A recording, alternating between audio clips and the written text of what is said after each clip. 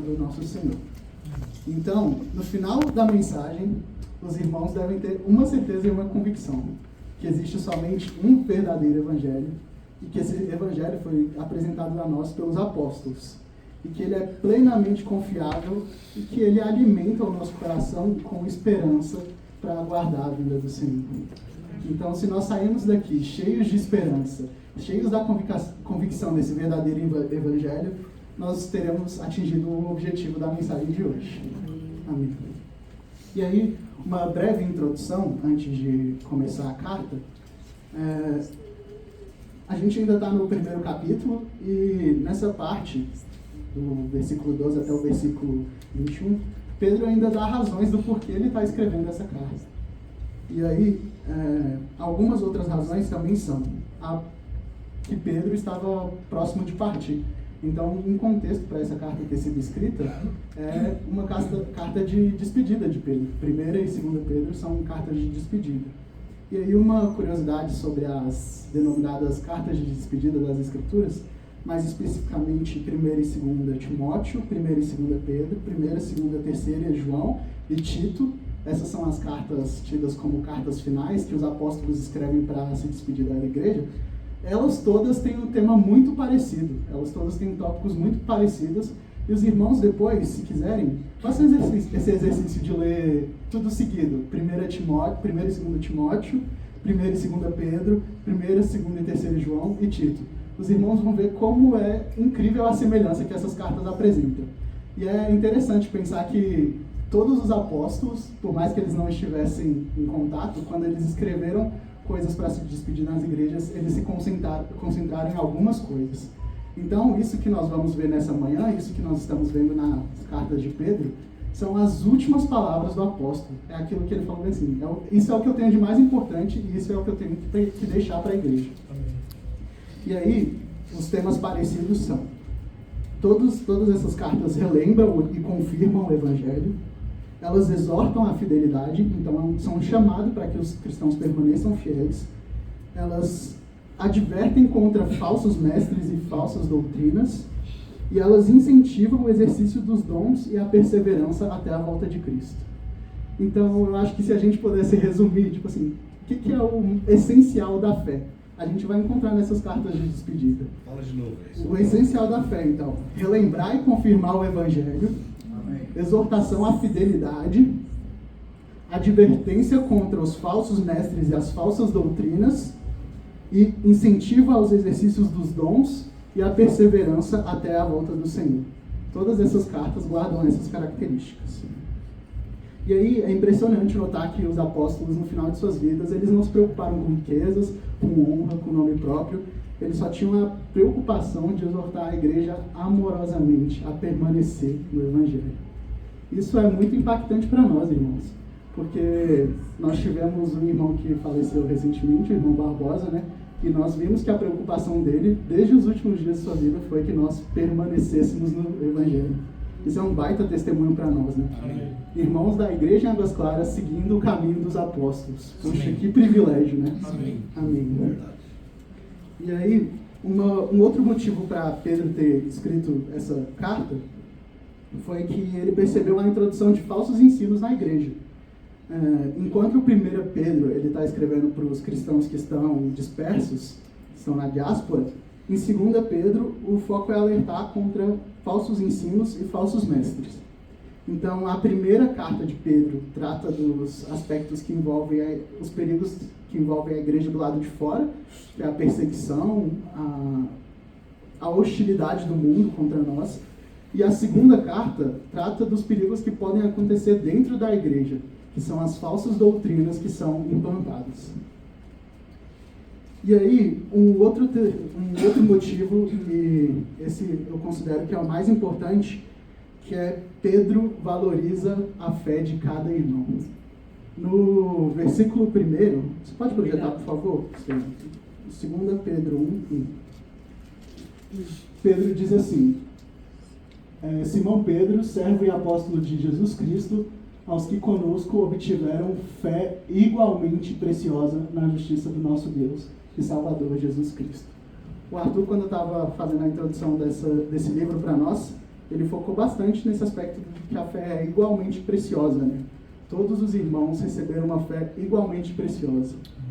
E Pedro, na sua apresentação, faz questão de enfatizar isso também. Essa palavra igualmente, no grego, ela é isotimos. Iso vem de igual e timos vem de teme, que é honra.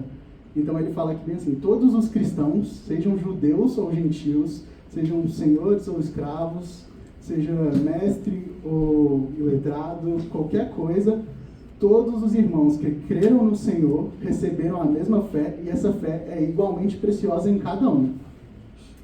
E aí, essa palavra é muito interessante, porque essa palavra que Pedro usa aqui, para igualmente, ela é usada quando alguém é de um outro país, um peregrino, e ele ganha a carta de cidadania. Então, quando ele está legitimado a morar naquele lugar, naquele outro país, que ele era estrangeiro, aí ele ganha uma carta, e essa carta reconhecia a igualdade dele com todos os outros. Então, Pedro fala bem assim, através da fé, todos nós somos igualmente filhos e participantes do reino de Deus. Amém. Poxa, que rico, né? Amém. Amém. E aí, um segundo aspecto dessa fé igualmente preciosa é a forma como Pedro se apresenta. Ele se apresenta como Simão Pedro. Aqui é uma curiosidade para os irmãos, mas que eu acho que tem algo muito importante para revelar para nós. Fora dos evangelhos, esse nome Simão só aparece 2 vezes, em Atos 15 e depois nessa autoapresentação de Pedro.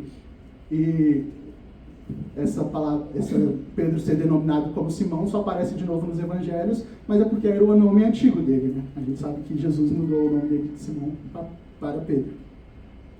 E aí, o contexto que Simão aparece em Atos 15 é quando está tendo o debate sobre se os cristãos devem ou não se circuncidar.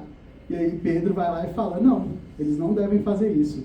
Eles receberam a fé e pela fé eles fazem parte do povo de Deus, fazem parte da igreja. E aí Tiago vai lá e fala assim, Simão, você está certo. E é nessa hora que aparece Simão.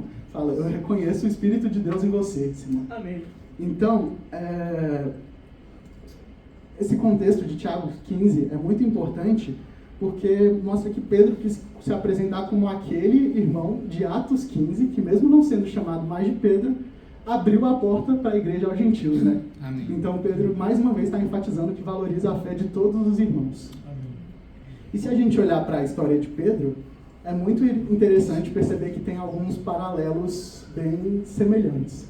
Pedro era alguém bem volátil e também um pouco instável, né? Mas a gente sempre se identifica um pouco com a história de Pedro, né? Porque todo mundo tem um pouquinho desse aspecto, né? Acho que todo mundo consegue se ver um pouco em Pedro de falar algo e não fazer, de afirmar algo com toda a convicção e no final se ver enganado. Mas isso é muito rico para nós, que mostra que a graça que trabalhou em Pedro está trabalhando em nós também. Amém. E aí, na história de Pedro, Pedro fala que não negaria Jesus e ele nega Jesus. Em Atos 15, Pedro reconhece a entrada dos gentios, mas depois ele é advertido por Paulo por excluir os gentios. Então, de novo, Pedro caindo no mesmo erro de voltar atrás do que ele tinha sido convencido pelo Senhor, né? Isso mostra para nós que é um perigo constante essa tentação de querer voltar atrás, de querer voltar para onde nós estávamos, de querer permanecer iguais e não permitir que a graça trabalhe em nós para mudar o nosso coração, né? Amém. Mas Pedro, mesmo com toda essa trajetória, mesmo com essas 2 negações e 2 momentos bem duvidosos, Pedro se apresenta como Simão. Ele não quer ser reconhecido como Cefas, que Paulo fala em Gálatas, que excluiu os irmãos. Pedro quer ser reconhecido como Simão, que abriu a porta da igreja em Atos 15. Então, o coração de Pedro, para mim, nessa carta, é ainda há lugar, irmãos. Amém. Ainda há lugar para todos aqueles que querem fazer parte do povo de Deus. Amém. Mesmo o coração de Pedro de perceber que a graça trata todas as falhas e todos os nossos pecados, precisa existir em nós também. Esse coração de que mesmo que em alguns momentos nós não sejamos tão convictos, que em alguns momentos nós retrocedamos, existe graça para continuar caminhando. Existe graça para continuar suportando a nossa jornada. E Pedro mostra isso para nós ao se apresentar dessa maneira, né? E aí, agora indo para o escopo da mensagem em si, essa mensagem vai ter 3 principais pontos. O primeiro ponto é Pedro e o chamado para nunca esquecer o Evangelho. O segundo ponto é o testemunho vivo da majestade de Cristo. E o terceiro ponto é a palavra fiel, luz que sustenta a esperança em Cristo. O primeiro ponto, ele está nos versículos 1, do versículo 12 até o versículo 13. E aí eu gostaria de pedir para o Estevão projetar. A gente pode ler de novo. Diz assim: por esta razão, sempre estarei pronto para trazer-vos lembrados acerca destas coisas, embora estejais certos da verdade já presente convosco e nela confirmados. Também considero justo, enquanto estou neste tabernáculo, despertar-vos com essas lembranças. Certo de que estou prestes a deixar o meu tabernáculo, como efetivamente nosso Senhor Jesus Cristo me revelou. Pode passar mais um. Mas de minha parte, esforçar-me-ei diligentemente por fazer que, a todo tempo, mesmo depois da minha partida, conserveis lembrança de tudo. Então aqui a gente vê o chamado de Pedro para que os cristãos nunca esqueçam o Evangelho. E aí eu gostaria de propor uma reflexão para os irmãos. Imaginem que vocês soubessem quando vocês vão partir para o Senhor. O período, o dia exato. É só um exercício imaginativo, tá, irmãos? Ninguém tem noção disso, não tem como ter, a menos que o Senhor revele como revelou para Pedro. Mas imagine que vocês soubessem em quanto tempo vocês têm aqui e quando vocês vão partir para o Senhor. E aí eu gostaria que os irmãos refletissem um minutinho, tranquilo, em silêncio, o que os irmãos deixariam, ou o que os irmãos falariam para aqueles que os irmãos amam. E vou propor um minutinho de silêncio em oração com o Senhor para os irmãos pensarem nisso.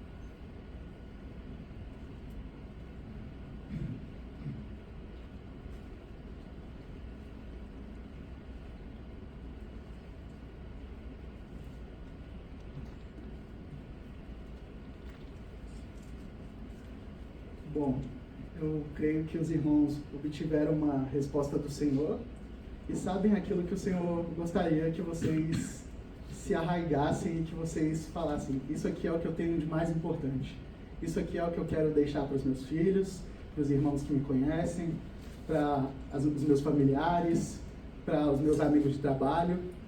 E com Pedro também não foi diferente. Pedro estava nessa situação de que ele sabia quando ia falecer. Em João, Jesus fala que Pedro não iria morrer naquele momento. Está tendo uma conversa entre João e Pedro, né? Entre Jesus e Pedro. Aí Jesus fala que Pedro não iria morrer naquele momento, mas quando ele estivesse algemado e sendo carregado por outra pessoa, né? E aí, nessa condição que Pedro escreveu a segunda carta, é quando ele está preso em Roma, e aí ele entende que o tempo dele chegou ao fim, que está próximo de chegar ao fim. E aí o esforço de Pedro é muito interessante. Pedro não fala nada novo e não procura nada genial a dizer. Pedro fala bem assim, Versículo 12. Por isso, a minha versão é um pouquinho diferente aqui. Por isso, sempre terei o cuidado de lembrar-lhes estas coisas, se bem que vocês já sabem e estão consolidados, firmados na verdade que receberam. Então, o que Pedro apresenta para o final da vida é: eu quero relembrar tudo que vocês já sabem. Eu não vou apresentar nada novo. Vocês já estão firmados na verdade, mas eu vou consolidar ela em vocês. Eu vou falar de novo os fundamentos, eu vou falar de novo verdades que vocês já conhecem, porque vocês precisam saber disso. E aí é interessante que Pedro fala que considera importante esse exercício. Então Pedro está, no final de sua vida, ele faz um exercício de não ser negligente, né? Negligente é você saber de algo, você ter algum conhecimento, mas você se omitir, e por causa disso, esse conhecimento ou essa atitude que você omitiu causa um dano a alguém. E Pedro está falando, eu tenho as verdades, eu conheço as verdades e eu não vou me omitir, eu não vou ser negligente, eu vou passar ela para os irmãos novamente, mesmo que vocês já conheçam. Então, no final da sua vida, Pedro não fala de sua própria história, não fala das dificuldades, não fala das vitórias que ele teve, mas ele lembra os irmãos das verdades do Evangelho. E aí, é interessante notar também que Pedro não estava preocupado, mesmo com toda essa história dele, em limpar a barra dele, né? Nos últimos, talvez isso seja bem comum, né? A gente vê até em alguns filmes que quando o personagem principal está perto de morrer, o que ele quer fazer é ajeitar a vida toda e ficar com o nome limpo, né? Ficar tranquilo com todo mundo. Pedro não fez isso. Pedro não estava preocupado em limpar o nome dele, mas Pedro estava preocupado em preservar a glória do nome de Jesus Cristo. Amém.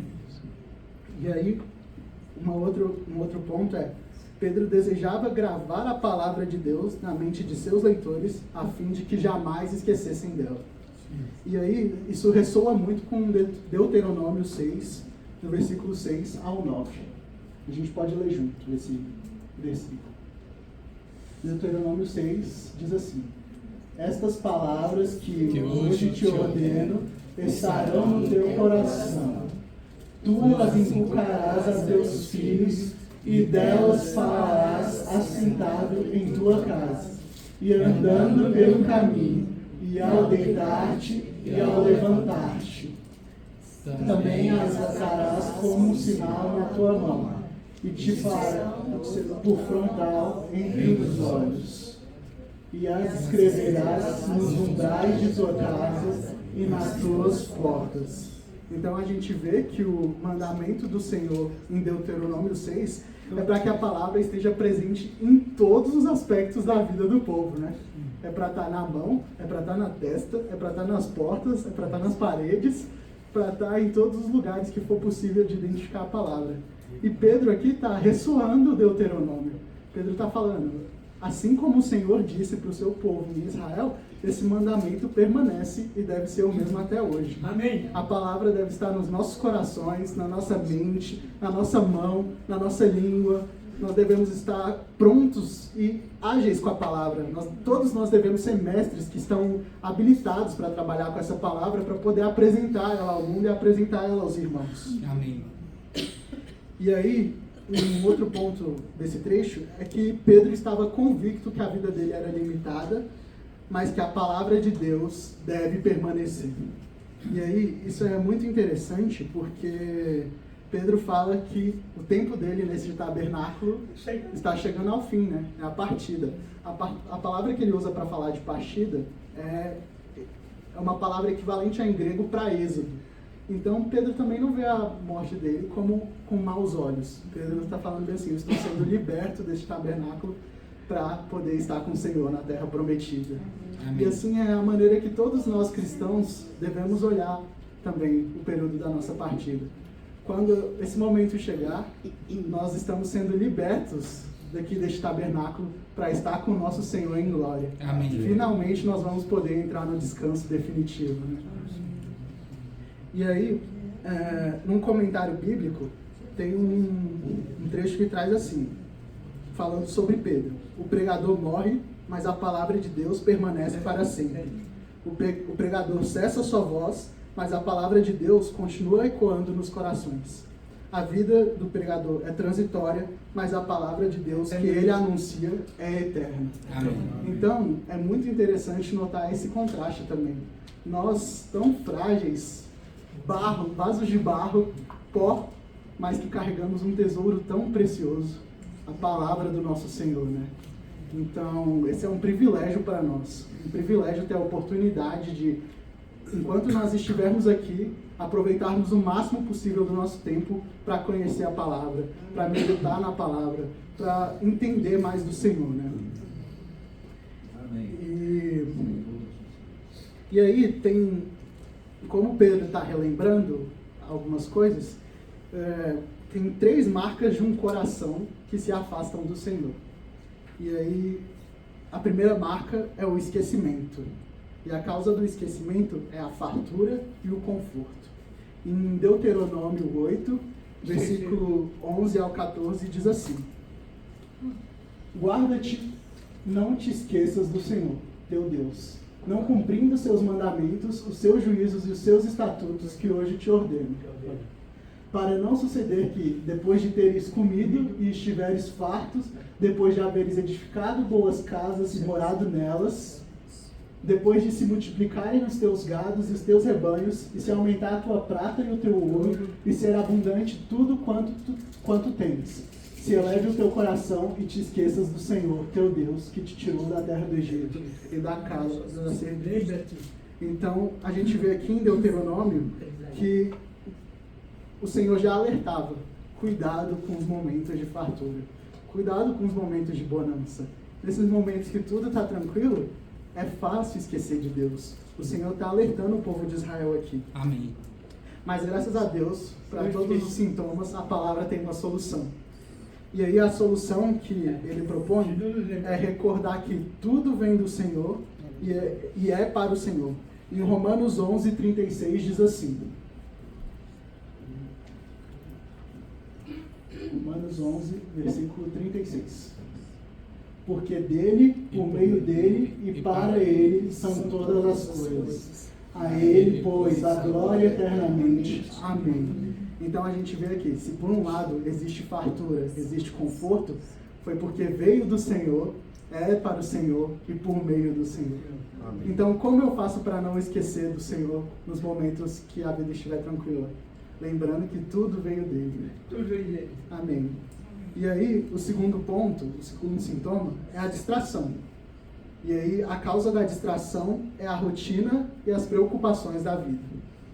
Em Lucas 17, versículos 26 ao 30, diz assim: assim como foi nos dias de Noé, será também nos dias do Filho do Homem.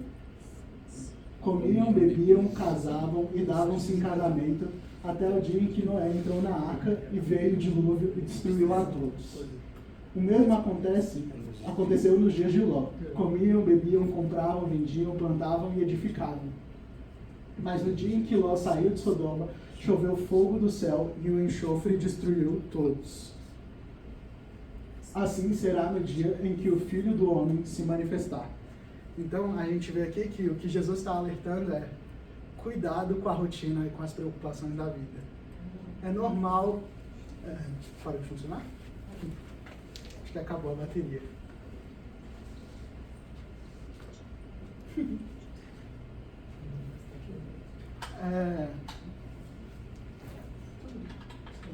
tranquilo. Obrigado, Estevam. Amém. É normal, em meio às preocupações rotineiras e cotidianas, a gente acabar deixando o Senhor de lado, porque essas coisas ocupam a nossa mente. As contas para pagar ocupam a nossa mente, os caminhos que nossos filhos vão tomar ocupam a nossa mente, as preocupações com o trabalho ocupam a nossa mente, nossa subsistência ocupa a nossa mente, até mesmo o estado que nós estamos emocional. Às vezes nós estamos ansiosos com algo, às vezes nós estamos um pouco mais abatidos e isso pode acabar ocupando a nossa mente. Mas o Senhor fala: cuidado, cuidado com todas essas coisas. Cuidado para não ficar distraído com essas coisas. Essas preocupações vêm e vão, mas nós não podemos deixar que elas ocupem o foco principal da nossa mente.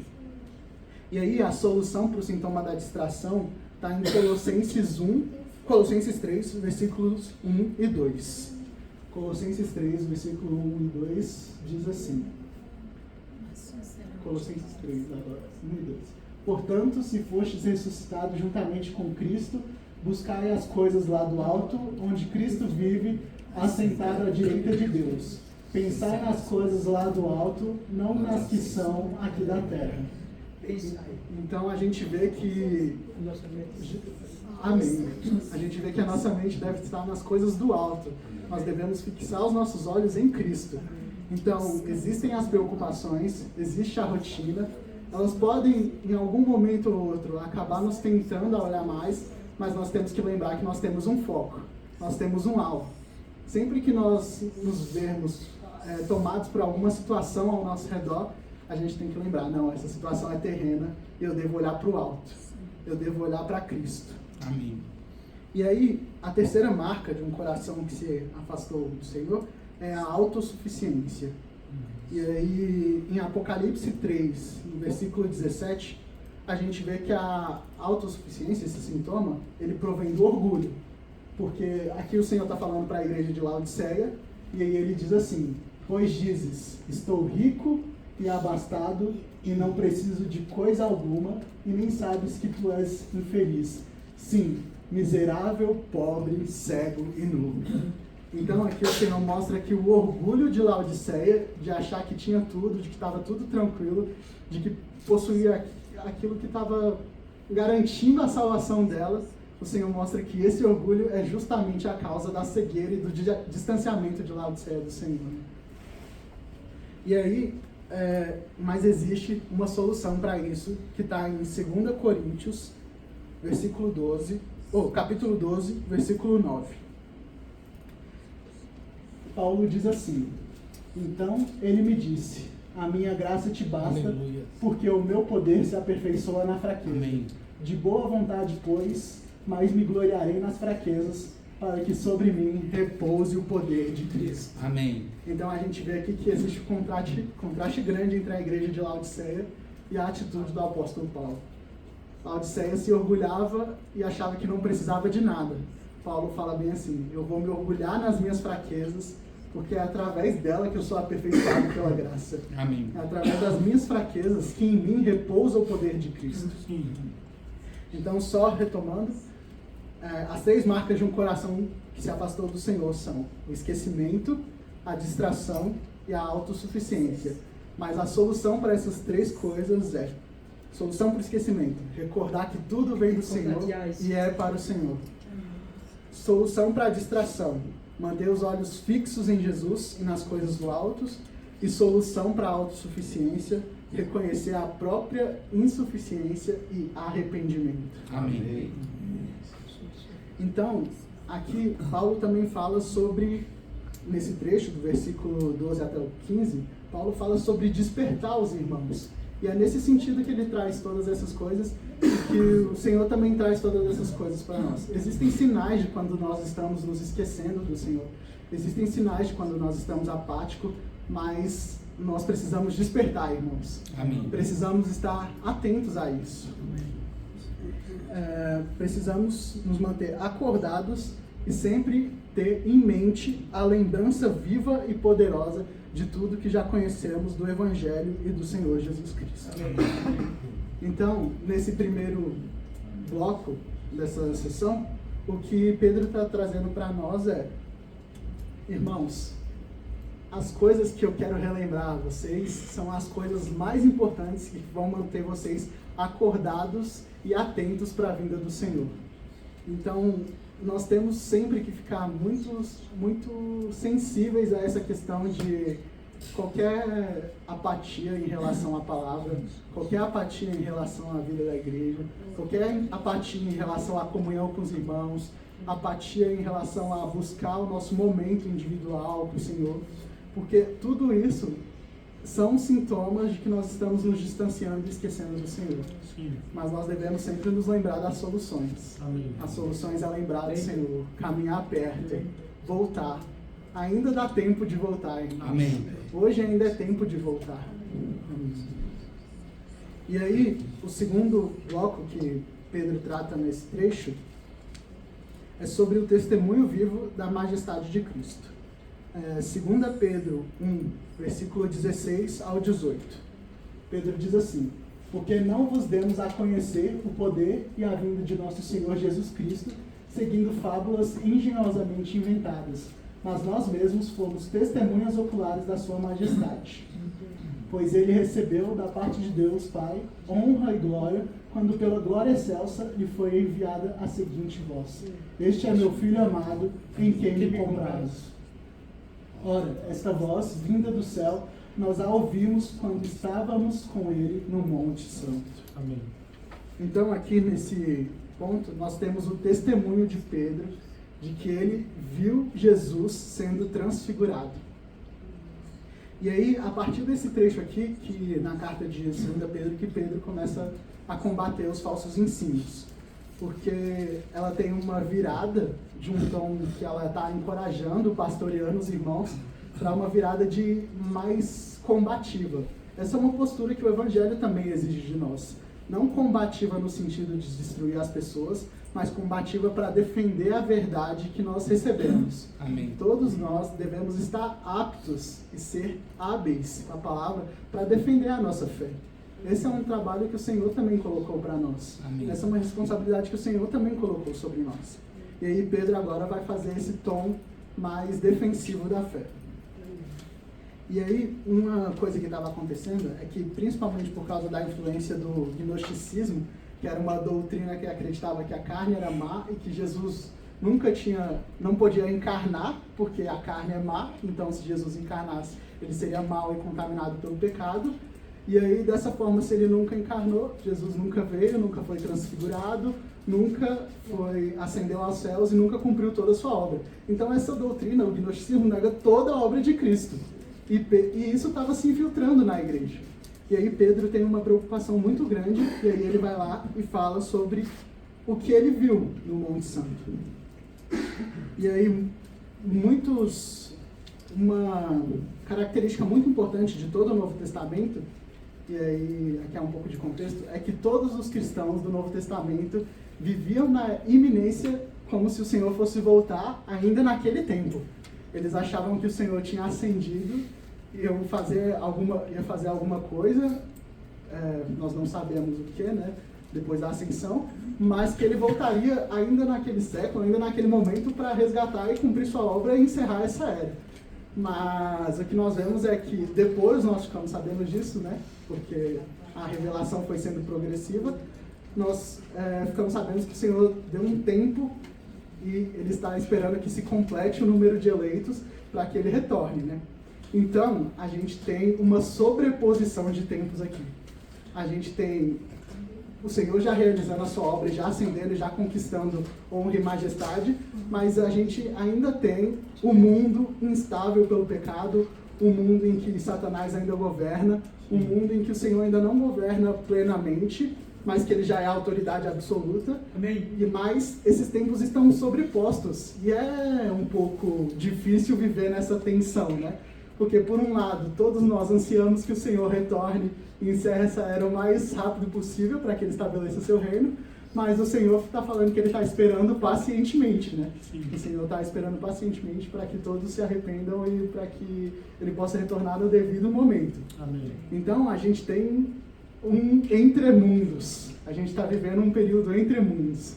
A gente está esperando a concretização de algo que já aconteceu. E aí, os cristãos viviam nessa eminência de que o Senhor fosse retornar. Só que aí, por causa do gnosticismo que foi infiltrado na igreja, eles começaram a desanimar, falando, não, o Senhor não vai retornar, não. Ele nem veio aqui para a terra, como é que ele ia encarnar se a carne é má?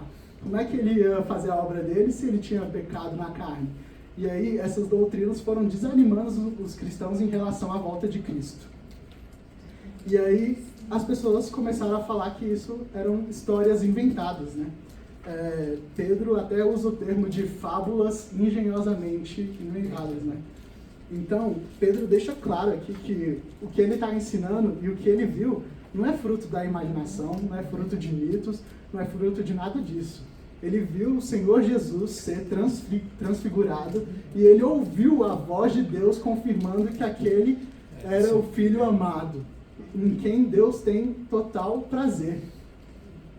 Então, aqui nesse trecho, a gente normalmente, pelo menos eu, associava bastante a transfiguração à ressurreição. Eu achava que a transfiguração ia ser um período que também vai ocorrer conosco, a transfiguração, nós vamos ganhar um corpo glorioso, mas para mim a transfiguração de Jesus estava muito vinculada à nossa transfiguração também na ressurreição final. Mas aí, vendo nesse trecho aqui, parece que a transfiguração mostra que esse momento de total majestade que o Senhor está sendo reconhecido por Deus Pai como o Messias prometido, como governante desse mundo. Essa declaração do Senhor de falar, este é meu filho amado em quem me comprazo, era declaração também feita para os reis e para profetas muito importantes que tiveram influência em determinados períodos que não haviam reis. Então a gente vê aqui que o Senhor está reconhecendo Jesus como rei, como majestade. E aí, essa declaração, então, está ligada, se está ligada ao reconhecimento e à majestade de Cristo, ela está ligada à segunda vinda de Cristo. Amém. Jesus foi transfigurado porque aquilo é uma antecipação do que vai acontecer no final. No final, o Senhor vai vir em glória e vai mostrar para nós todo o brilho radiante que Ele tem, toda a sua majestade, e todos nós vamos ver aquilo que Pedro, João e Tiago viram naquele monte. Mas lá, Pedro já estava presenciando uma antecipação. E Pedro estava falando bem assim: se Cristo se transfigurou no Santo Monte, isso significa que é real que Ele vai voltar. É real que nós estamos aguardando com paciência a volta do Senhor e nós podemos esperar o quanto for necessário, porque o Senhor nos garantiu que Ele voltaria. Então Amém. Nós podemos confiar no Senhor. Amém. Então, aqui na carta de Pedro, transfiguração, tanto que no versículo... Cadê? No versículo 16, ele fala que ele vai falar a respeito do poder e da vinda de Jesus Cristo. E aí, a vinda de Jesus Cristo, que é a palavra usada, é parousia. E essa palavra usada, parousia, ela é usada todas as outras vezes que está falando do segundo retorno de Cristo. Então, essa vinda que Pedro está falando aqui, do poder e da vinda, não é da primeira vinda de Jesus, mas é da segunda vinda de Jesus. Ele está confirmando que o Senhor vai voltar e que os cristãos precisam estar convictos disso. Os irmãos que estão recebendo a carta precisam estar convictos e bem atentos para que eles não se deixem distrair e para que eles não fiquem insensibilizados, esquecidos dessa realidade. E aí Pedro começa a combater isso, então. E aí, como nós vimos, Pedro combate isso apresentando a transfiguração e mostrando que ela é uma realidade que aponta para a majestade e soberania de Jesus. E aí ele fala que essa transfiguração que ele viu é o testemunho da glória de Cristo. E depois ele fala que a transfiguração é a esperança na segunda vinda de Cristo. Então, aqui eu gostaria de ler um trecho para os irmãos da minha anotação que diz assim: a transfiguração foi a oportunidade dos apóstolos verem Jesus na mesma condição de glória da sua segunda vinda, o que fortalece totalmente a esperança na segunda vinda. Pedro, Tiago e João já tinham testemunhado o Senhor em glória uma vez e estavam aguardando o seu retorno para testemunhar isso de novo. Amém. Então, irmãos, nós, infelizmente, ou felizmente, né, o Senhor sabe o que faz, o Senhor sabe o tempo que nós deveremos nascer, nós não estávamos naquele monte com Pedro, Tiago e João, e nós não tivemos a oportunidade de ver toda a glória e majestade do Senhor. Mas eles testemunharam disso para nós. E eles garantiram isso a custo da sua própria vida e deixaram registrados para nós aqui. Então nós temos um testemunho verdadeiro e fiel aqui. Nós podemos confiar que existe um Senhor glorificado, que existe uma majestade, que existe um Senhor soberano e que Ele vai retornar. Ele vai retornar para os seus. E aí, o terceiro ponto é sobre a palavra. O terceiro ponto que nós vamos ver nesse trecho é a palavra fiel, luz que sustenta a esperança em Cristo. E aí, em 2 Pedro 1, 19 ao 21, está escrito assim: temos assim tanto mais confirmada a palavra profética e fazeis bem em atendê-la, como a uma candeia que brilha em um lugar tenebroso, até que o dia clareie e a estrela da alva nasce em vosso coração. Sabendo primeiramente isto, que nenhuma profecia da Escritura provém de particular elucidação, porque nunca jamais qualquer profecia foi dada por vontade humana. Entretanto, homens santos falaram da parte de Deus, movidos pelo Espírito Santo. Amém. Então aqui a gente entra na parte que Pedro primeiro falou do testemunho pessoal dele, que ele viveu na pele, e agora Pedro fala do testemunho da palavra. E aí, são 3 pontos muito importantes nesse trecho. O primeiro é que a palavra é infalível e confirmada. O segundo é, a palavra não é humana, mas é divina. E o terceiro ponto é, a palavra é inspirada pelo Espírito Santo.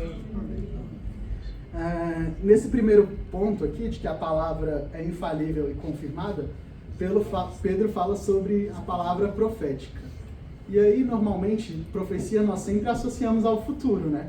A gente costuma entender que profecia é algo relacionado ao futuro, que vai acontecer, mas aqui Pedro está falando de palavra profética como algo que já aconteceu, como algo que já se cumpriu. Então, Pedro está vivendo o futuro do que os profetas do Antigo Testamento profetizaram. E é nesse sentido aqui que palavra profética é usada. E aí ele está falando, tudo aquilo que vocês conheciam, que vocês leram, que vocês sabiam sobre o Senhor, está acontecendo exatamente agora. Essa é a palavra profética que está se confirmando no nosso tempo. Amém. Então, ele está tentando encorajar os irmãos e está mostrando para os irmãos que eles são resultado das profecias das Escrituras. Irmão, cada um que está aqui, você que está aqui, é resultado de uma profecia das Escrituras. Amém. Isso é grandioso demais para nós, né? É algo que foi profetizado, que estava no coração de Deus, que estava guardado, um mistério oculto, mas aí Deus escolheu revelar e isso produziu cada um de vocês que está aqui hoje. Amém. Então, essa palavra é infalível e confirmada. Aí, Pedro também fala que tudo que Jesus fez e que ele e os outros apóstolos viveram também é uma confirmação. O Evangelho de Mateus, ele é muito exaustivo nisso, de mostrar como porque Mateus escreveu para os judeus, né? Então Mateus pega diversos trechos do Antigo Testamento e vai falando bem assim, Jesus fez isso para que se cumprisse isso. Jesus fez isso para que se cumprisse isso. Jesus fez isso para que se cumprisse isso. Então, Mateus também estava mostrando como a profecia estava se cumprindo em Jesus, né? Sobre a palavra não ser humana, mas divina. Pedro adverte que as profecias não surgem de particular elucidação, ou seja, não são invenções humanas, nem devem ser distorcidas por interpretações pessoais como faziam os falsos mestres. Uma característica também muito comum dos gnósticos é que eles pegavam alguns trechos pequenos das Escrituras e eles usavam aquilo para fortalecer o argumento deles. Aí eles falavam, bom, está na palavra, é isso aqui. Mas quando você olhava o contexto todo da passagem, não era exatamente aquilo que o Senhor estava querendo dizer. E isso, irmãos, acontece até hoje. É uma tentação muito grande querer pegar um versículo individual, querer excluir algumas coisas para se adequar ao que nós pensamos, mas nós temos que estar muito atentos com isso. Porque a palavra não é humana e não pode ser distorcida por nós. A palavra é divina.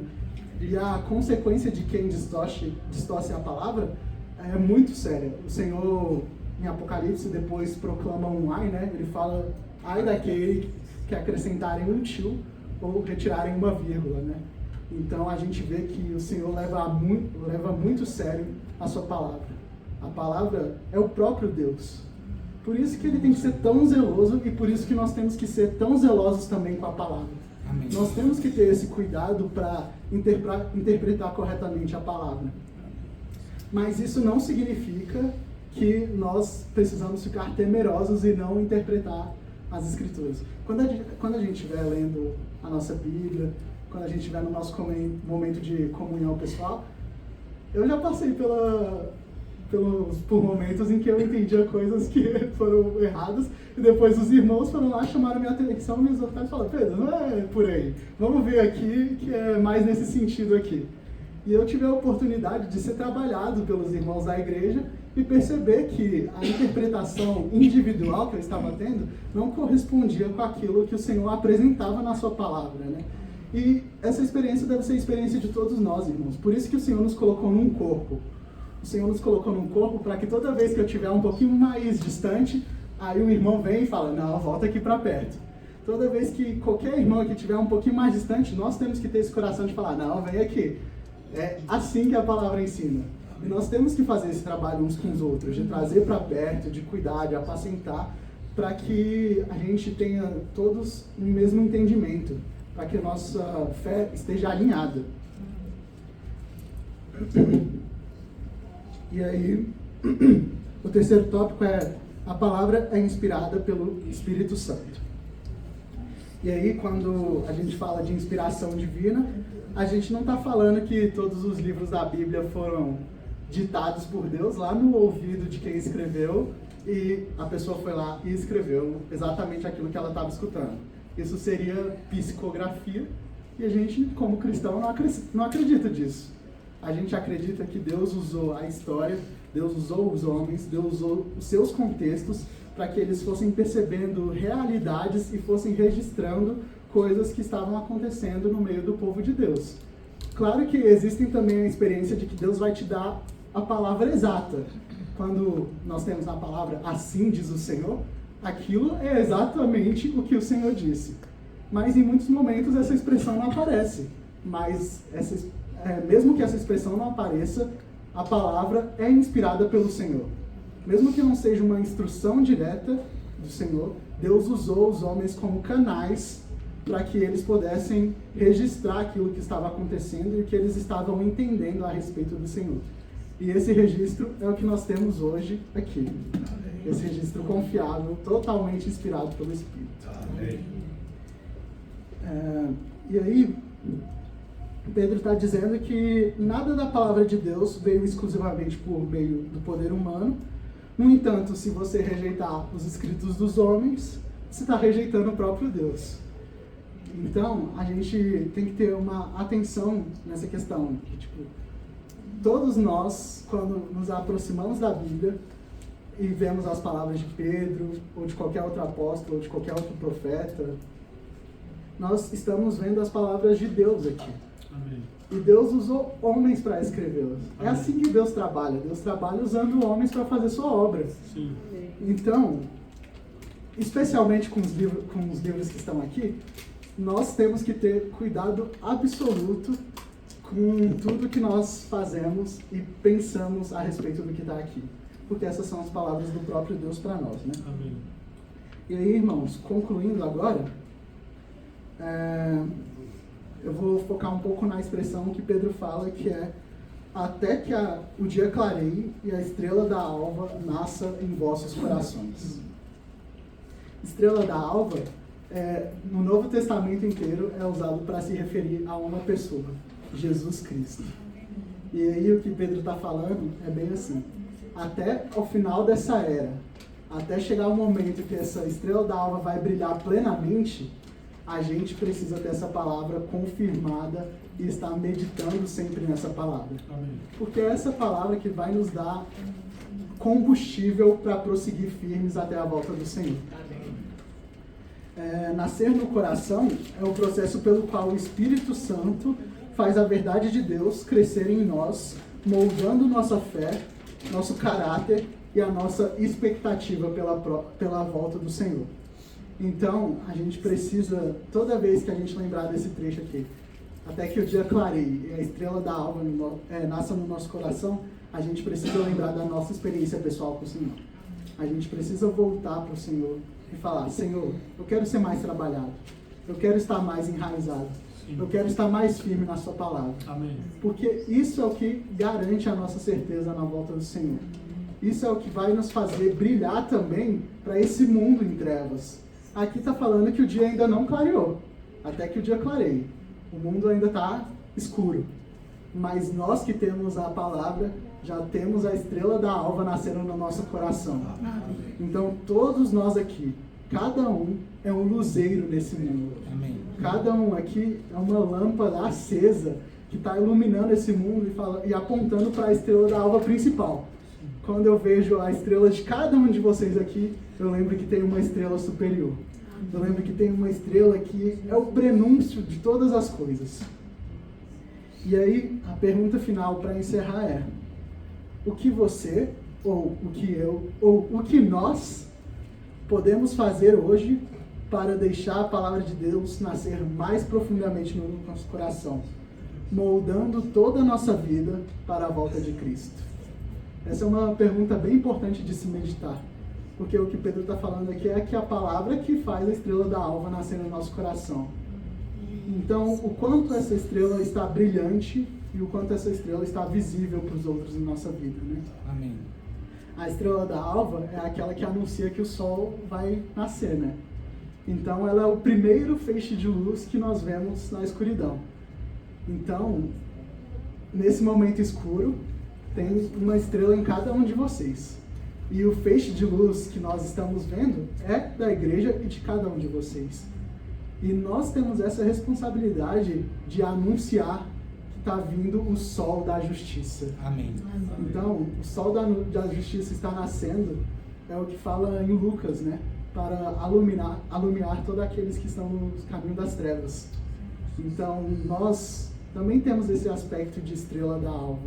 Cada um de nós é um prenúncio da vida de Cristo. Amém. Cada um de nós que creu no Senhor, cada um de nós que se permite ser trabalhado pelo Espírito, é um prenúncio de que Jesus vai voltar. Nós estamos avisando para o mundo. O mundo tem o rei voltando, o rei está voltando. A majestade está vindo. E vocês devem se preparar se arrependendo ou lidando com a consequência dos seus atos. Então, irmãos, é muito importante que nós meditemos nessa questão de o que é que pode fazer a estrela da alva ser mais brilhante em nós. Amém. O que é que vai fazer com que todos reconheçam que eu tenho uma luz que se distingue de todas as outras. Que eu tenho algo que se distingue de tudo que é apresentado. O que é isso? Pedro apresenta para nós que é a palavra. Amém. A palavra precisa estar dentro de nós. E aí, como nós vamos externar essa palavra? Como nós vamos fazer isso? Que é o que nós precisamos buscar diante do Senhor, né? Mas esse é um encargo para cada um de nós, irmãos. Amém. Amém. Essa foi a mensagem de hoje. Não sei se eu tenho que compartilhar em pequenos grupos. Compartilhar em pequenos grupos rapidamente. 10 minutinhos. Amém. Se eu puder compartilhar na frente primeiro, para não esquecer. Amém. Vamos embalar, vamos compartilhar direto. Então vamos compartilhar como a Letícia. Amém. Outra lista. Outra lista.